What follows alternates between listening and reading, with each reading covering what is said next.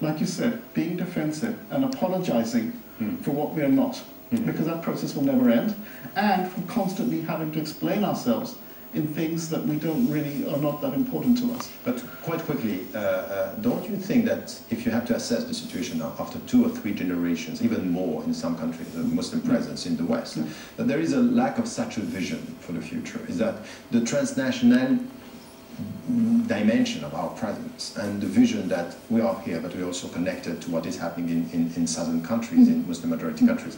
Do you think that this is somewhere here in the Muslim awareness and the Western conscience? So I'm less pessimistic than many Muslims are. I think our demands are very high. We want unity when we actually mean and we want to be unanimously. That's never going to happen. But if you look, give you a very simple example, I'll finish this very quickly, is this, that you go anywhere in the United States and you look at the narrative of the Palestinian conflict, you'll get the Zionist version.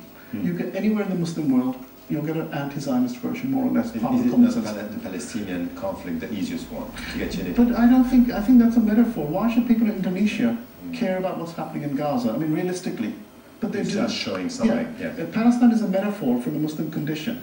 And that's how Muslims understand it.